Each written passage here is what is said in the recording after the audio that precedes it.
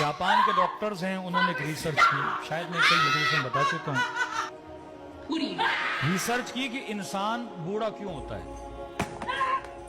असलन बुढ़ापे का वजह क्या, बुढ़ापे का रीजन क्या है। तो इन्होंने देखा इंसान की बॉडी में एक मादा है, एक लिक्विड है जो निकलता है, जिसको जवानी के सेल बोलेंगे, जिससे इंसान जवान रहता है। अब बोलते हैं 34-35 ईयर के बाद वो बनना खत्म हो जाता है, यानी 35 साल तक या 40 साल तक वो बनता रहता है, और क्योंकि बनता रहता है इंसान जवान रहता है। अब वो बनना खत्म हो जाता है, जैसे वो बनना खत्म हो जाता है इंसान बूढ़ा होना शुरू हो जाता है, बाल सफेद होना शुरू हो जाते हैं, खाल पे झुर्रियां आना शुरू हो जाती हैं, घुटनों में तकलीफ होना शुरू हो जाती है।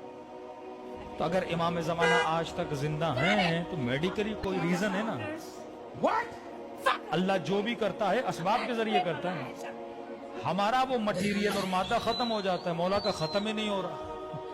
तो मौला अभी तक क्या है, जवान है। खुदा जिसे चाहे 1000 साल हजरत नूह को जिंदगी दी, भाई नूह कैसे जिंदा रहे, आज 120 साल ही बंदा जिंदा नहीं रह सकता। तो वो चीज हजरत नूह के बॉडी में थी, गोदाम बन रही थी, जिससे हजरत नूह क्या रह रहे थे, जवान रह रहे थे। अब इन्होंने कहा कि हम देखें कि ये मादा किस चीज से बनता है, ताकि हम कोई दवाई बनाए, कोई टैबलेट बनाए, कोई गोली बनाए, कि अगर ऑटोमेटिकली नहीं बन रहा, हम बाहर से इंसान के पेट में डालें और जिससे इंसान क्या रहे, जवान रहे। हजारों पौधों पे इन्होंने रिसर्च की कि वाकई ये किस चीज से बनता है, कैसे बनता है। तो कहते हैं हजारों पौधों पे रिसर्च करने के बाद ये एक नतीजे पे पहुंचे कि ये मादा 2 फलों में पाया जाता है। एक फल है ओलिव, एक फल है इंजीर,